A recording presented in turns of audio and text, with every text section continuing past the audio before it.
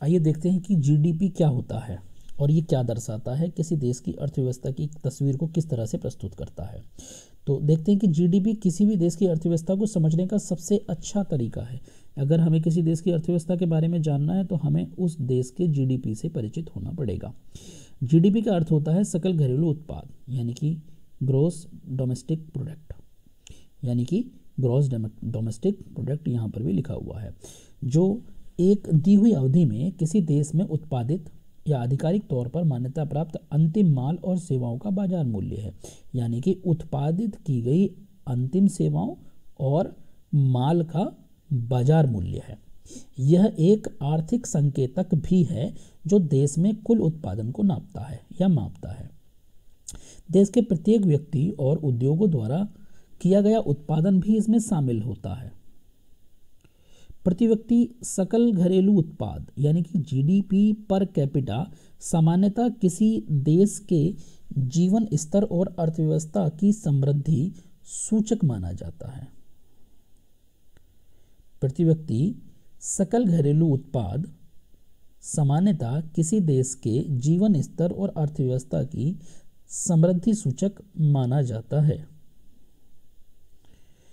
आइए देखते हैं जीडीपी को मापने का क्या पैमाना है। तो जीडीपी को दो तरह से प्रस्तुत किया जाता है, क्योंकि उत्पादन की कीमतें महंगाई के साथ घटती और बढ़ती रहती हैं। तो दो तरह से हम जीडीपी को प्रस्तुत करते हैं। जीडीपी को हम दो तरीकों से मापते हैं, जिसमें से पहला पैमाना होता है कांस्टेंट प्राइस का, जिसके अंतर्गत जीडीपी की दर और उत्पादन का मूल्य एक आधार वर्ष में उत्पादन की कीमत पर तय किया जाता है। जबकि दूसरा पैमाना होता है करंट प्राइस का, यानी कि एक पैमाना होता है कांस्टेंट प्राइस का, एक पैमाना होता है करंट प्राइस का, जिसमें उत्पादन वर्ष की महंगाई दर इसमें शामिल होती है। अब देखते हैं कि भारत में कैसे जीडीपी तय होता है। तो भारत में कृषि, उद्योग और सेवा तीन प्रमुख घटक हैं। इसके तीन क्षेत्रक में हमारा काम होता है, कृषि, उद्योग और सेवा। तीन प्रमुख घटक हैं। इनमें उत्पादन बढ़ने या घटने की औसत के आधार पर जीडीपी दर तय होती है। उत्पादन बढ़ा कि घटा।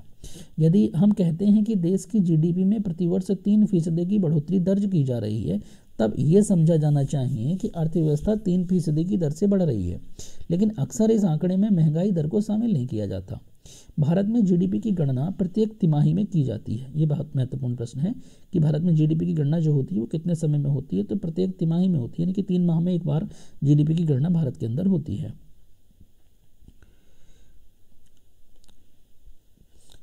जीडीपी का जो आंकड़ा होता है वो अर्थव्यवस्था के प्रमुख उत्पादन क्षेत्रों में उत्पादन की वृद्धि पर आधारित होता है। जीडीपी आपको कैसे करता है प्रभावित, इस पे बात कर लेते हैं, किस तरह से जीडीपी में प्रभावित करता है। आर्थिक उत्पादन और जीडीपी का प्रतिनिधित्व करता है। आर्थिक उत्पादन और विकास जीडीपी का प्रतिनिधित्व करता है। यानी कि जीडीपी की बात करते हैं तो आर्थिक उत्पादन कितना हुआ, विकास कितना हुआ। देश की अर्थव्यवस्था में लगभग हर किसी पर यह एक बड़ा प्रभाव डालता है। जीडीपी बढ़ने और घटने दोनों ही स्थितियों में यह शेयर बाजार पर एक महत्वपूर्ण प्रभाव डालता है। यानी कि जीडीपी अगर बढ़ेगा और घटेगा तो इसका प्रभाव सीधे शेयर बाजार पर होगा।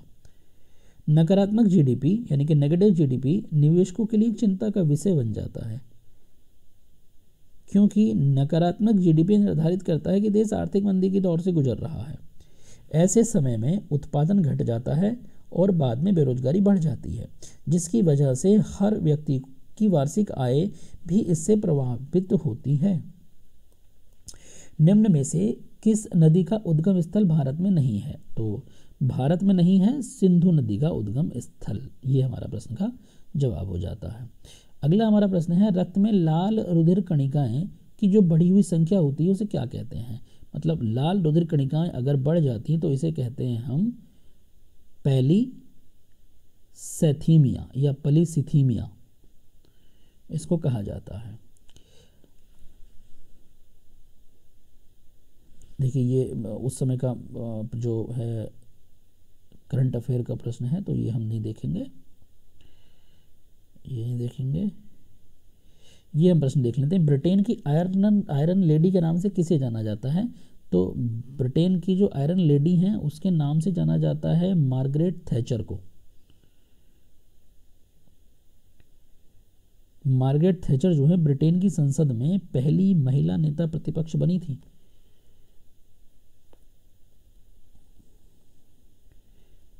इसको भी हम नहीं देखेंगे। देखिए उत्तराखंड सामान्य ज्ञान से रिलेटेड प्रश्न है, ये काफ़ी महत्वपूर्ण है। मुजफ्फर कांड जो है रामपुर तिराहा गोली पुलिस कांड द्वारा, ये जो मुजफ्फर कांड है रामपुर तिराहा गोली कांड पुलिस द्वारा उत्तराखंड राज्य आंदोलन के आंदोलनकारियों पर उत्तर प्रदेश के रामपुर क्रॉसिंग पर जो मुजफ्फरनगर जिले में की गई जो गोलाबारी की घटना है उसको कहते हैं मुजफ्फर कांड। पुलिस ने जो है उत्तराखंड राज्य के अंदर जो उत्तराखंड राज्य बनाने की बात हो रही थी, आंदोलनकारी थे, उन पर गोली चलवा दी थी। आंदोलनकारी पृथक उत्तराखंड की मांग के समर्थन में दिल्ली में धरना प्रदर्शन के लिए जा रहे थे। अगले दिन बिना उकसाए उत्तर प्रदेश पुलिस ने 1 अक्टूबर 1994 की रात्रि को आंदोलनकारियों पर गोली चला दी, जिसके कारण 7 आंदोलनकारियों की मृत्यु हुई। कुछ महिलाओं के साथ कथित रूप से छेड़खानी भी की गई। घटना के समय मुलायम सिंह यादव उत्तर प्रदेश के मुख्यमंत्री थे। यह भी प्रश्न बन सकता है।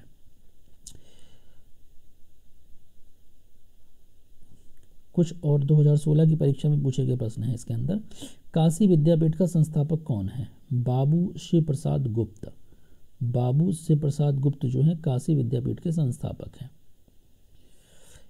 प्राथमिक शिक्षा के लिए पौष्टिक अवलंब का राष्ट्रीय कार्यक्रम national programme of nutritional support to primary education कब आरंभ हुआ? 1995 में।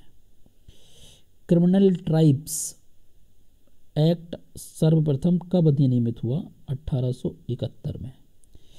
किस शासक ने हर्षवर्धन को पराजित किया था? हर्षवर्धन को पराजित किया था पुलकेशिन द्वितीय ने।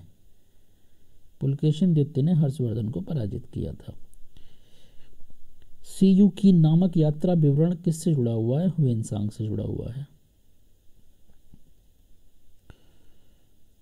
किस स्थल से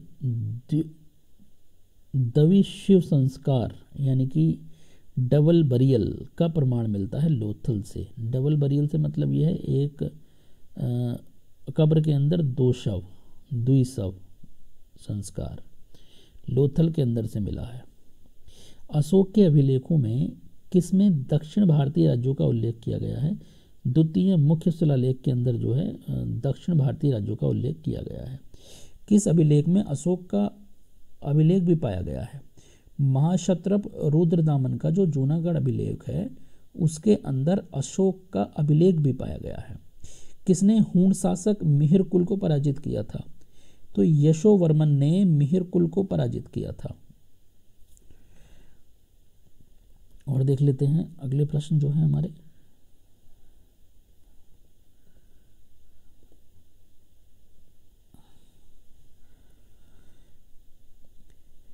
शिवाजी का छत्रपति के रूप में औपचारिक राज्याभिषेक कहाँ पर हुआ था? रायगढ़ के अंदर हुआ था। बहमनी राज्य स्थापित हुआ था 14वीं सदी के अंदर। बहमनी राज्य स्थापित हुआ था। खिलजी तुगलक सैयद लोदी सल्तनत शासकों में कौन अफगान मूल के थे? लोदी जो थे वो अफगान मूल के थे। किस चोल शासक को चोल गंगम नामक बृहद कृत्रिम झील बनवाने का श्रेय प्राप्त है? राजेंद्र चोल ने चोल गंगम नाम की झील बनवाई थी। राजेंद्र चोल ने। दिल्ली के पुराना किले के वर्तमान स्वरूप का निर्माण किसने करवाया था? पुराना किला जो था उसके वर्तमान स्वरूप का निर्माण जो इस समय आज हमें देखने को मिलता है दिल्ली का किला, पुराने किले का जो वर्तमान स्वरूप का निर्माण शेरशाह सूरी ने करवाया था। दिल्ली सल्तनत को किस सुल्तान ने सर्वप्रथम अपनी राजधानी दिल्ली स्थानांतरित की थी? दिल्ली सल्तनत का सबसे पहला सुल्तान इल्तुतमिश था जिसने अपनी राजधानी दिल्ली स्थानांतरित की थी। भारतीय राज्यों पर अंग्रेजी प्रभुत्व स्थापित करने के लिए किसने प्रशासन में सहायक संधि प्रणाली का सूत्रपात किया था? लॉर्ड बेलेजिनी ने सायक संधि की जो प्रणाली थी उसको स्टार्ट किया था। बक्सर की लड़ाई के समय बंगाल का नवाब कौन था? बक्सर की लड़ाई के समय बंगाल का नवाब कौन था? मीर जाफर था। 1764 की बात है। किस अधिनियम के द्वारा अंग्रेजों ने भारत में सर्वप्रथम परोक्ष निर्वाचन प्रणाली की शुरुआत की थी? परोक्ष निर्वाचन प्रणाली की शुरुआत हुई थी 1892 में। और जवाहरलाल नेहरू के अधीन एक अंतरिम सरकार का गठन कब हुआ था? अगस्त 1946 में, जिसमें जवाहरलाल नेहरू प्रधानमंत्री थे। हिंदी का पहला समाचार पत्र जो था वो उद्दंड मार्तंड था। 31 मई 1826 को कहाँ से प्रकाशित हुआ था? पहला समाचार पत्र प्रकाशित हुआ था कानपुर से। इधर देख लेते हैं, चार्टर अधिनियम 1813 को भारत के लिए महत्वपूर्ण समझे जाने का क्या कारण था? मतलब ये 1813 का चार्टर अधिनियम भारत के लिए बहुत महत्वपूर्ण क्यों था? क्योंकि इसके द्वारा भारतीयों की शिक्षा के लिए वित्तीय प्रावधान किया गया था कि भारतीयों की शिक्षा पर भी कुछ पैसा खर्च किया जाएगा। अर्थशास्त्र का नोबेल पुरस्कार जीतने वाली एकमात्र कौन सी महिला है? इलिनॉर ओस्ट्राम अर्थशास्त्र का नोबेल जीतने वाली एकमात्र महिला है। जवाहरलाल नेहरू, अबुल कलाम आज़ाद, गोपाल कृष्ण गोखले, दादा भाई नौरोजी, इनमें से कौन लगातार 6 वर्ष तक भारतीय राष्ट्रीय कांग्रेस के अध्यक्ष रहे हैं? अबुल कलाम आज़ाद जो हैं वो लगातार 6 वर्ष तक भारतीय राष्ट्रीय कांग्रेस के अध्यक्ष रहे हैं। किस आंदोलन में महिलाओं की भागीदारी सर्वाधिक मानी गई है?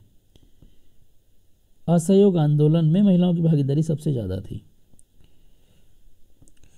Poverty and un British rule in India का लेखक दादा भाई नौरोजी।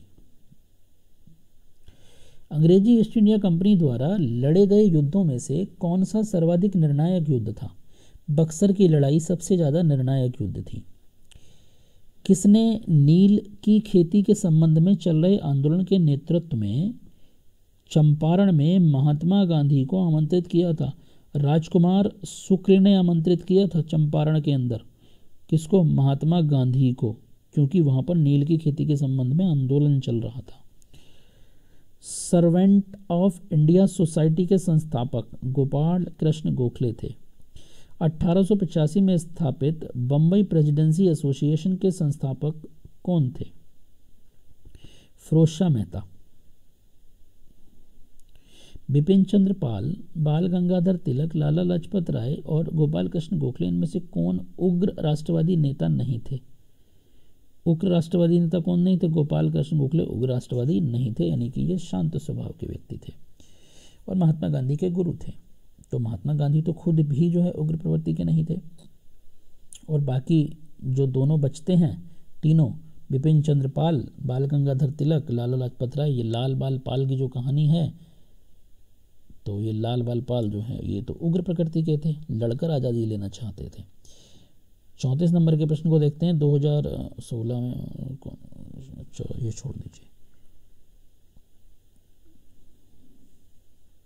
जवाहरलाल नेहरू, महात्मा गांधी, वल्लभ भाई पटेल, राजेंद्र प्रसाद, इनमें से कौन अगस्त 1947 स्वतंत्रता दिवस के समारोह में कौन सा नेता कहीं भी सम्मिलित नहीं हुआ? महात्मा गांधी कहीं भी सम्मिलित नहीं हुआ। अक्सर ये सम्मिलित होना भी नहीं चाहते थे जगहों पर। एक देख लेते हैं, भारतीय राष्ट्रीय कांग्रेस के अधिवेशनों में से सी विजय राघव चेरियार ने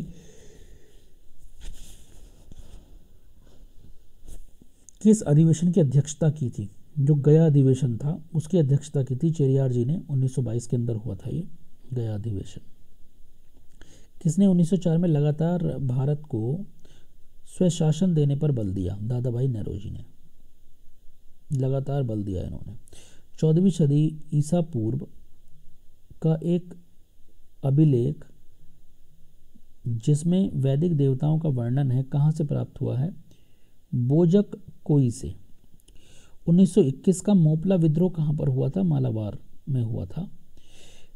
एससी बोस, सुभाष चंद्र बोस ने फॉरवर्ड ब्लॉक की स्थापना कब की थी? 1939 में। 1939 में उन्होंने फॉरवर्ड ब्लॉक की स्थापना की थी। अंग्रेजों ने रैयतवाड़ी व्यवस्था सर्वप्रथम आरंभ की थी बम्बई प्रेसिडेंसी में। रैयत बाड़ी व्यवस्था बम्बई प्रेसिडेंसी में आरंभ की थी। मालवीय, नेपाल, भूटान और अफगानिस्तान देशों में से किसमें कुल भौगोलिक क्षेत्रफल के 70% भाग पर वन बनाए रखने का संवैधानिक प्रावधान है? 70% भाग पर, भूटान के अंदर ये प्रावधान है कि 70% भाग पर वन बनाए रखे जाएंगे भूटान के अंदर।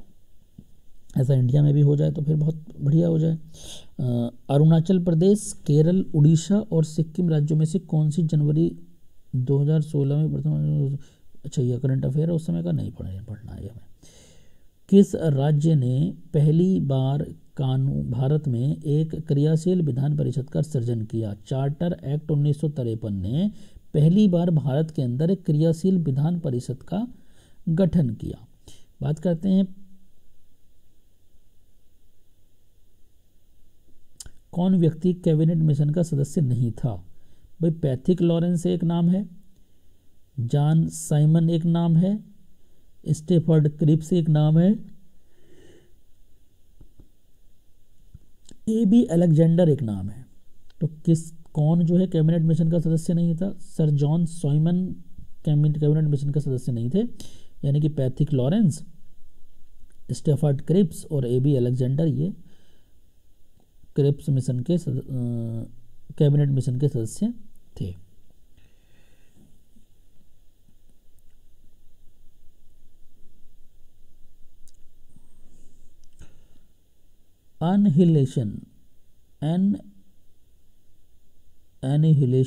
एनिहिलेशन ऑफ कास्ट का लेखक कौन है? Bhimrao Ambedkar. Annihilation of caste, वैसे भी कास्ट में ये लोग नहीं मानते थे। तो आगे देखते हैं, साधना समाज से या अनुशीलन समिति से या अभिनय भारत से, स्वदेशी बांधव समिति से, इनमें से वरिंद्र घोष किससे संबंधित थे? वरिंद्र घोष संबंधित थे अनुशीलन समिति से।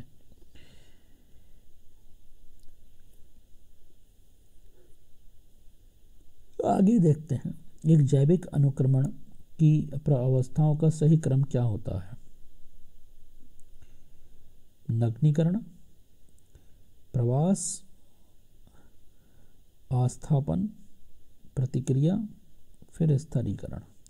एशिया की सबसे लंबी नदी कौन सी है? Yangtze. Indian Institute of Ecology and Environment कहाँ पर स्थित है? नई दिल्ली के अंदर स्थित है।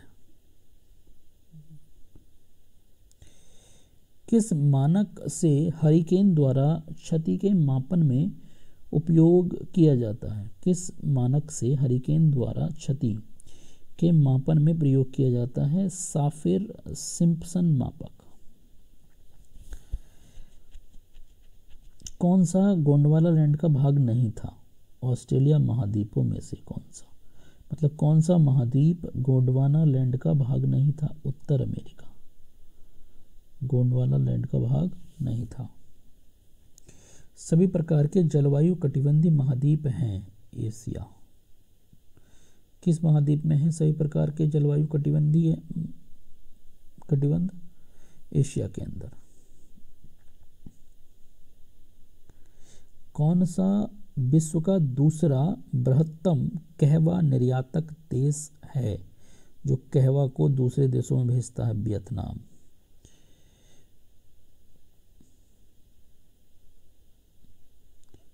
कौन एक गैस है जो वैश्विक ऊष्मन के लिए यानी ग्लोबल वार्मिंग के लिए उत्तरदायी नहीं है? आर्गन।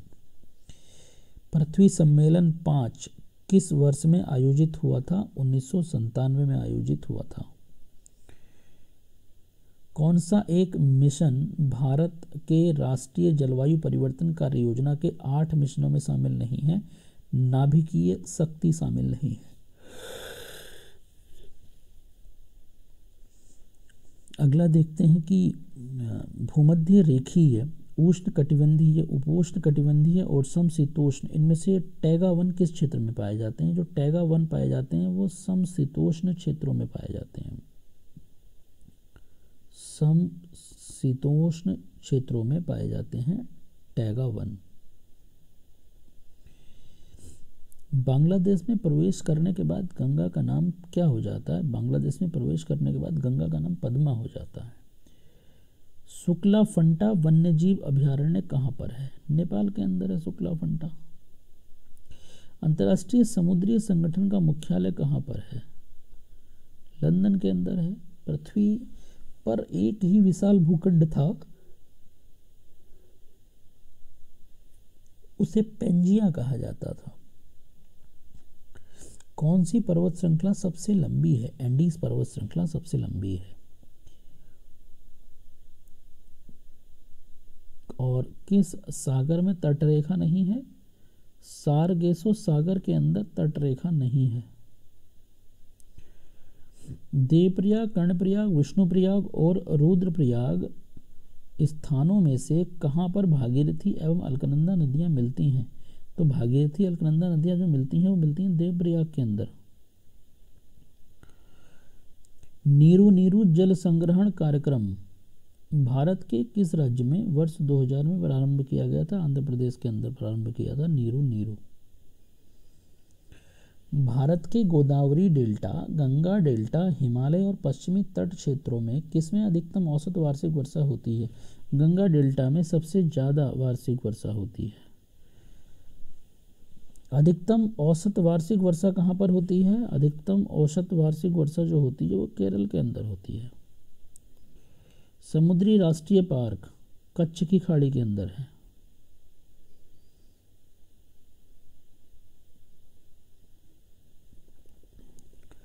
या ये देखते हैं 70 के आगे के प्रश्न। परमाणु सुरक्षा शिखर सम्मेलन कहाँ आयोजित हुआ था 2016 के अंदर? वाशिंगटन डीसी के अंदर।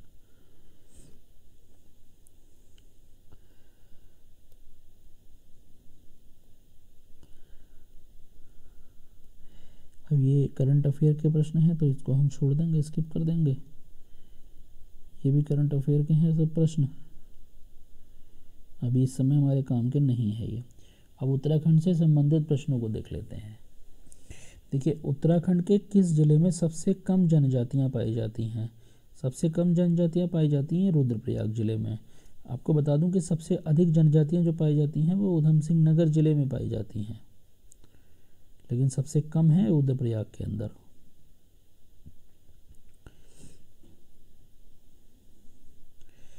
जीबी पंत कृषि विश्वविद्यालय प्रौद्योगिकी विश्वविद्यालय की स्थापना जो है वो कब हुई थी? 1960 के अंदर हुई थी।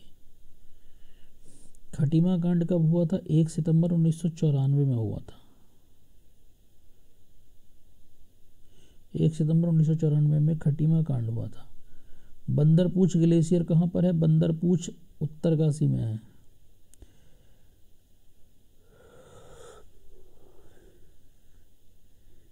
तारकेश्वर मंदिर कहाँ पर स्थित है? तारकेश्वर मंदिर पौड़ी के अंदर स्थित है, लैंसडाउन के समीप। उत्तराखंड का राज्य खेल क्या है? फुटबॉल है। सबसे बड़ा कागज उद्योग कहाँ पर स्थित है? लाल कुआं के अंदर है। बद्रीनाथ के निकट से कौन सी नदी निकलती है? बद्रीनाथ के निकट से अलकनंदा निकलती है। सोन नदी और मंदाकिनी नदी का संगम कहाँ पर होता है? सोन नदी और मंदाकिनी नदी का संगम सोन प्रयाग के अंदर होता है। कुमाऊं रेजिमेंट की स्थापना 1945 में हुई थी। खेला किन नदियों का संगम पर स्थित है? खेला धौली गंगा और काली गंगा के संगम पर स्थित है।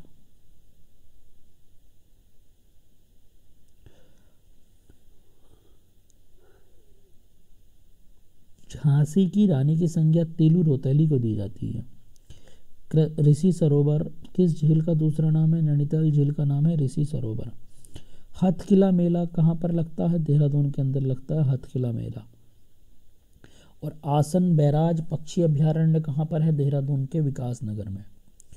अर्जुन देव मंदिर कहाँ पर स्थित है? पिथौरागढ़ के अंदर। कल्पेश्वर गुफा कहाँ है? पिथौरागढ़ के अंदर। विक्टोरिया क्रॉस से सम्मानित व्यक्ति हैं दरबान सिंह नेगी। और कुमाऊं परिषद की स्थापना करवाई थी गोविंद वल्लभ भाई पंत ने। एक काम और किया था, एकमात्र भारत रत्न प्राप्त करता है गोविंद वल्लभ पंत उत्तराखंड के। इसके अलावा किसी और को भारत रत्न नहीं मिला है। अब देख लेते हैं जो जीके के नोट्स हैं सभी एग्जाम्स के लिए कितने हैं ये प्रश्न देख लेते हैं। लगभग 20 प्रश्न है, इजीली हो जाएंगे। देश बंधु के नाम से किसको जाना जाता है? CR दास यानी कि चित्तरंजन दास CR दास को देश बंधु के नाम से जाना जाता है। फूड एंड एग्रीकल्चरल ऑर्गेनाइजेशन का मुख्यालय कहाँ पर है? इंटरनेशनल मुख्यालय है रोम के अंदर। विटामिन सी का रासायनिक नाम क्या है? एस्कॉर्बिक अम्ल। एंगस्ट्रम किसकी इकाई है? एंगस्ट्रम जो है लंबाई की इकाई है। भारतीय थल सेना का मुख्यालय कहाँ पर है?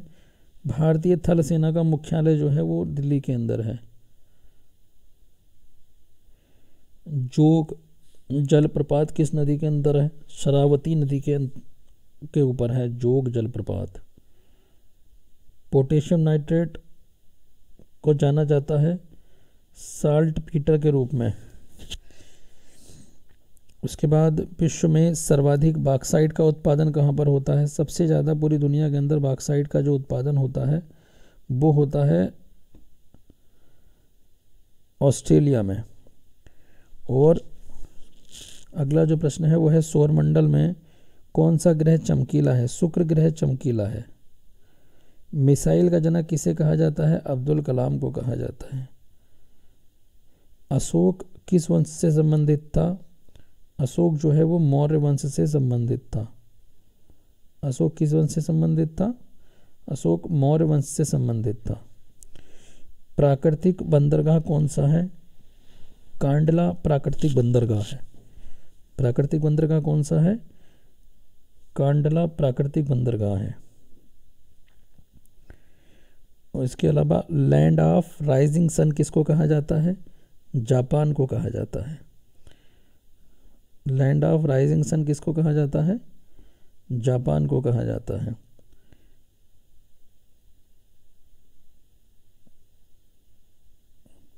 उसके बाद अगला प्रश्न है कागज की मुद्रा जारी करने वाला पहला देश कौन सा था?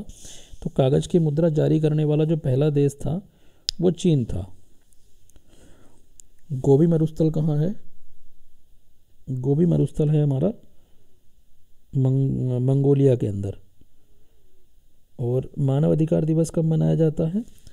10 दिसंबर को मनाया जाता है मानवाधिकार दिवस।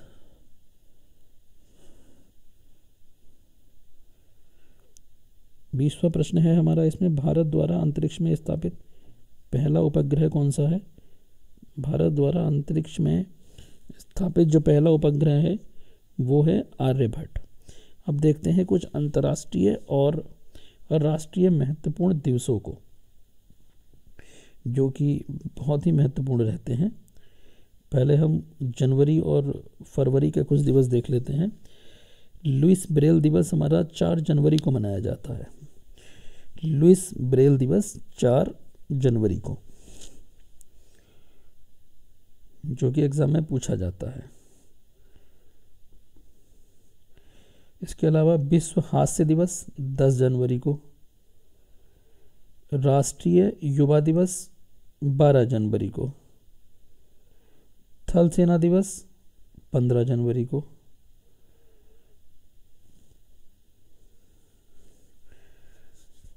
सर्वोदय दिवस 30 जनवरी को। शहीद दिवस याद रखना चाहिए हमें 30 जनवरी को।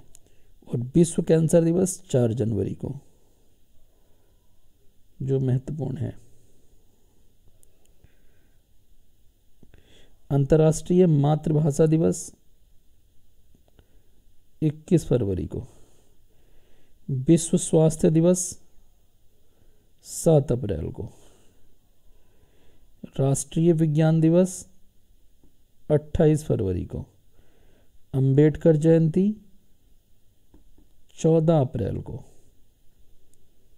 अंबेडकर जयंती मनाई जाती है 14 अप्रैल को।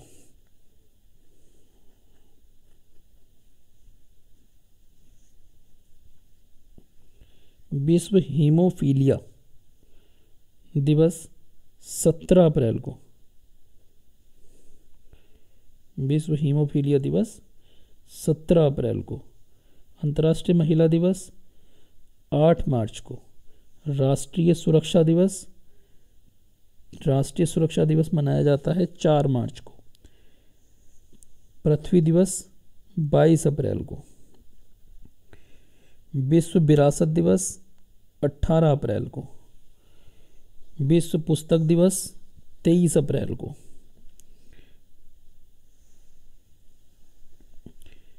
विश्व श्रमिक दिवस 1 मई को। श्रमिक दिवस मनाया जाता है 1 मई को। विश्व प्रेस स्वतंत्रता दिवस 3 मई को। 3 मई को विश्व की प्रेस स्वतंत्रता का दिवस मनाया जाता है। उसके बाद है विश्व जल दिवस, जो कि है 22 मार्च को।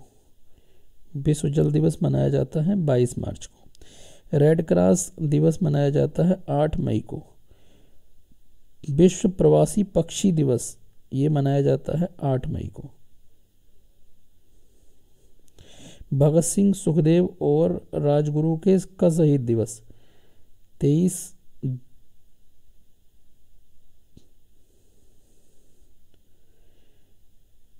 इसमें ये 23 क्या है, मई है, कंफर्म नहीं है, इसको कंफर्म कर लिया जाएगा किस दिन इनको फांसी दी गई थी। राष्ट्रीय प्रौद्योगिकी दिवस 11 मई को। उसके बाद विश्व संग्रहालय दिवस 18 मई को। विश्व नर्स दिवस, ये महत्वपूर्ण है, ये विश्व नर्स दिवस 12 मई को। विश्व परिवार दिवस 15 मई को। पौ से 15, पौ से परिवार, विश्व परिवार दिवस 15 मई को। विश्व टीबी दिवस 24 मार्च को। टीबी दिवस 24 मार्च को। विश्व दूरसंचार दिवस 17 मई को। आतंकवाद विरोधी दिवस 21 मई को। जैविक विविधता दिवस 22 मई को। बांग्लादेश का राष्ट्रीय दिवस 26 मार्च को।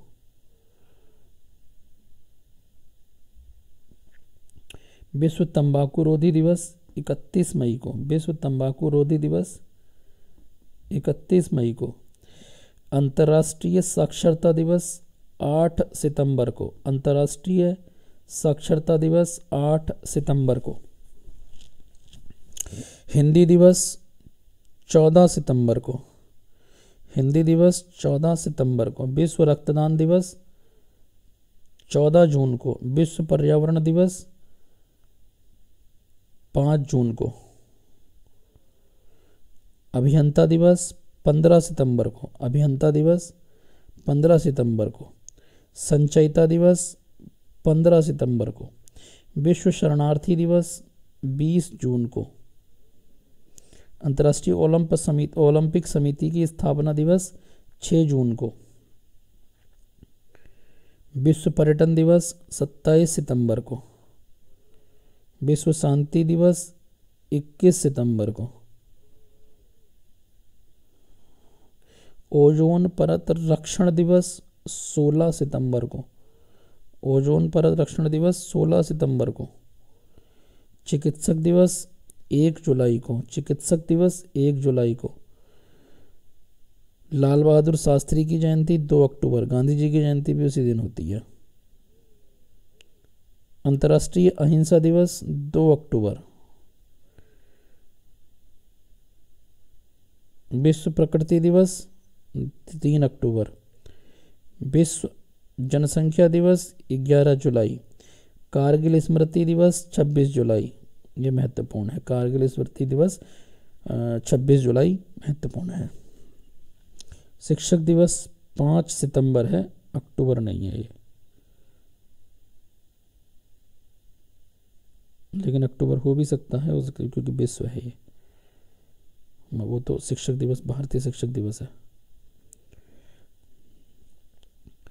युवा दिवस, विश्व युवा दिवस ये 12 अगस्त है, ये अक्टूबर ही होगा। वायुसेना दिवस 8 अक्टूबर। राष्ट्रीय खेल दिवस 29 अगस्त। स्वतंत्रता दिवस के बारे में तो सब जानते ही हैं।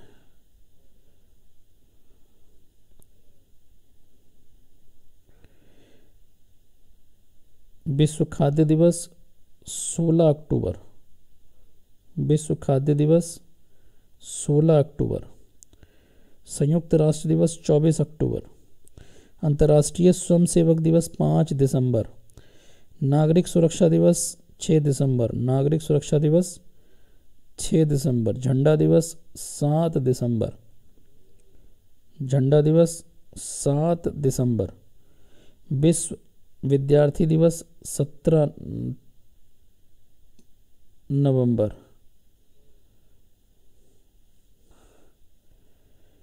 राष्ट्रीय ऊर्जा संरक्षण दिवस 14 दिसंबर। राष्ट्रीय ऊर्जा संरक्षण दिवस 14 दिसंबर। किसान दिवस 23 दिसंबर। किसान दिवस 23 दिसंबर। राष्ट्रीय उपभोक्ता दिवस 24 दिसंबर। राष्ट्रीय उपभोक्ता दिवस 24 दिसंबर। विश्व पर्यावरण संरक्षण दिवस 26 नवंबर। तो ये थे महत्वपूर्ण दिवस। उसके बाद हैं कुछ इम्पोर्टेंट ट्राइब्स जिसके बारे में हम जानेंगे।